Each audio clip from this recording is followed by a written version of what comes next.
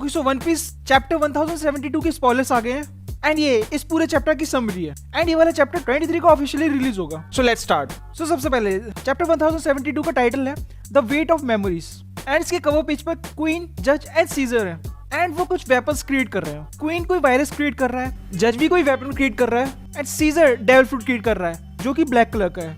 Okay chapter start होता है एक नरेशन से फ्रॉम वेगापंक्स जर्नल जब वो मैथ्स में था। सो इसमें वेगापंक बोलता है कि even if the world doesn't accept it, he views her as a real human. So basically Vegapunk अपने किसी एक्सपेरिमेंट की बात कर रहा है जो कि पीस के लिए एक बड़ा स्टेप होगा। ओके सो लास्ट चैप्टर में दिखाया था वेगापंक बॉनी से भाग रहा होता है। सो इस चैप्टर में बॉनी एक बेबी की फॉर्म ले लेते हैं एंड वो रोने लगती है वेगापंक की सिंपैथी लेने के लिए। बट जब वेगापंक बॉनी के पास जाता है तब वो फिर से ट्रांसफॉर्म होती है, लेकिन इस बार बफ एडल्ट वर्जन में। बॉनी की पावर ऐसी है कि वो अपने आप को उसके फ्यूचर सेल्फ के डिफरेंट वेरिएंट्स में टर्न कर सकती है।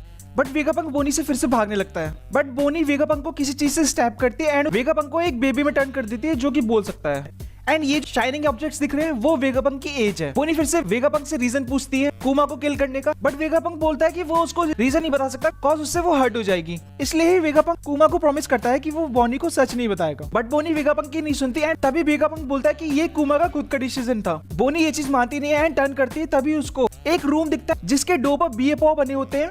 सो वो उधर जाती है एंड उसके लॉक को डिस्ट्रॉय कर देती है by ageing it up just like Shinobu from Wano. Bonney Kuma के रूम में जाती है एंड रूम के बीच में उसको कुमा की बीएपओ एनर्जी दिखती है, वैसे ही जैसे कि थ्रिलर बाग में थी। बट फिर उसके बाद हमें कुमा एंड वेगापंक का फ्लैशबैक दिखता है। ओके सो फ्लैशबैक में वेगापंक कुमा को बताता है कि वेस्ट ब्लू में एक साइंटिस्ट है जिसने डिस्कवर किया था कि जब ह्यूमन की डेथ हो जाती है तो उसका वेट 21 ग्राम कम हो जाता है। सो जो 21 ग्राम वेट होता है वो हमारी सोल का वेट होता है। एंड इसका इंटरेस्टिंग पार्ट ये है कि ये वाला एक्सपेरिमेंट रियल है अकॉर्डिंग टू विकिपीडिया। इसके बाद वेगापंक कुमा की निकी की एबिलिटी एक्सप्लेन करता है। सो वेगापंक एक्सप्लेन करता है कि कुमा की एबिलिटी इंटेंजिबल थिंग्स को टेंजिबल थिंग्स में टर्न कर सकती है, मतलब किसी भी नॉन फिजिकल थिंग्स को फिजिकल थिंग में कन्वर्ट कर सकती है। फॉर एग्जाम्पल जैसे कि उसने लूफी के पेन को किया था थ्रिलर बाग में। सो वेगापंक चाहता है कि कुमा भी अपनी मेमोरी के साथ ऐसा ही करे, मतलब मेमोरी को बाहर लाए, कॉज वेगापंक को ह्यूमन मेमोरी का वेट एंड साइज जानना है। बट कुमा उसको एम्बैरेसमेंट की वजह से मना कर देता है। तभी वेगापंक कुमा से बोलता है कि ये साइंस के लिए है और उसे बैक करने लगता है। Now back to the present. फिर से हमें कुमा वाला रूम दिखाया जाता है एंड बॉनी उस एनर्जी को टच करने वाली होती है, बट उसी टाइम पर वेगापंक आ जाता है और बोलता है उसको टच मत करो, वो कुमा का पेन है। बट यहाँ से सीन चेंज हो जाता है एंड अब रियल कुमा को दिखाते हैं जो कि रेड पोर्ट पर है एंड वो रेड लाइन क्लाइम करने की कोशिश कर रहा है, बट मरीन्स उस पर अटैक करते हैं एंड उसको नीचे गिरा देते हैं। Now back to the room. Bonney बोलती है कि उसको उसके फादर की एबिलिटी पता है एंड ये पेन नहीं है बट उसकी ये मेमोरीज है। फिर वो उसको टच करने वाली होती है, बट यहीं पर सीन चेंज हो जाता है। नाउ कट टू द लेवो फेस। सो सर्वेलेंस रूम में नामी, सांजी एंड उसब देखने को मिलते हैं एंड उनके साथ ही वेगापंक 1 भी होती है, शाका। फिर हमें सेराफिम देखते हैं जो कि बिना किसी ऑर्डर के लावो फेज में आ जाते हैं। तभी रिवील होता है कि सेराफिम की पर्सनैलिटी उनको अलाउ करती है खुद से डिसीजन लेने के लिए, ताकि वो किसी भी बैटल सिचुएशन के हिसाब से रिएक्ट कर सके। सो इसलिए सेराफिम CP0 को असिस्ट करने के लिए आ जाते हैं। नाउ द बेस्ट पार्ट, अब हमें जोरो एंड ब्रुक दिखते हैं जो कि 1000 सैनी पर होते हैं। सो काकू इन लोगों पे अटैक करने वाले होते हैं, तभी जोरो ब्रुक से शिप देखने के लिए बोलता है। सो जोरो एंड काकू की फाइट फिर से स्टार्ट हो जाती है जिसमें काकू अपने अवेकेंड फॉर्म यूज करता है जो कि सिमिलर होती है लूची के अवेकेंड फॉर्म से एंड काकू कोई न्यू अटैक यूज करता है, बट जोरो को कोई फर्क नहीं पड़ता एंड वो काकू को ओवरपावर कर लेता है।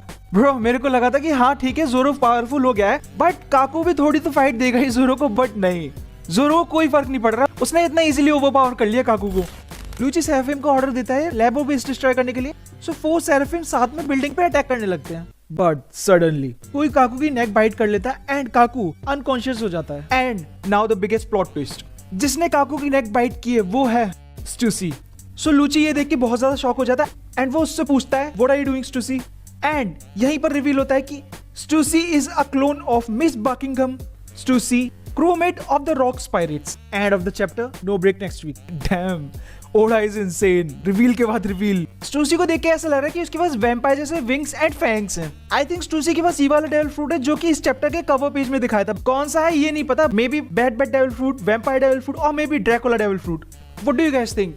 एंड याद है लास्ट चैप्टर में वेगापंक किसी एलाई की बात कर रहा था, सो वो स्टूसी है। सो अब लोग ट्विटर पे बोल रहे हैं कि स्टूसी मिस बाकिम का क्लोन है जो कि फॉर्मर वॉरलॉर्ड वीविल की मॉम है एंड बाकिम के हिसाब से व्हाइट बीयर्ड की लवर। देखो हाँ, अब मैं मान सकता हूँ कि हाँ ये सच में व्हाइट बीयर्ड की लवर हो सकती है अगर बाकिन ऐसी दिखती थी अपने यंग डेज में तो। एंड कुछ लोग ये भी बोल रहे हैं कि वीविल व्हाइट बीयर्ड का फेल्ड क्लोन है, जो कि इस चैप्टर के बाद कुछ भी पॉसिबल हो सकता है। इस चैप्टर के बाद लोगों की बहुत सारी थ्योरीज आना स्टार्ट हो गई हैं, जैसे कि इज जोरो अ क्लोन ऑफ रियूमा। देखो रियूमा 400 इयर्स पुराना है एंड रियूमा की कॉप्स वानो में थी जो कि मोरिया ने चुरा ली थी। बट आई डोंट थिंक ये वाली थ्योरी सच है, कॉज वेगाबन के पास सिर्फ उन लोगों के एक्सेस है जो कि इंपेल टाउन में प्रिजनर्स हैं। बट अगेन ये ओडा है, कुछ भी हो सकता है। What do you guys think? So yeah that's it, subscribe.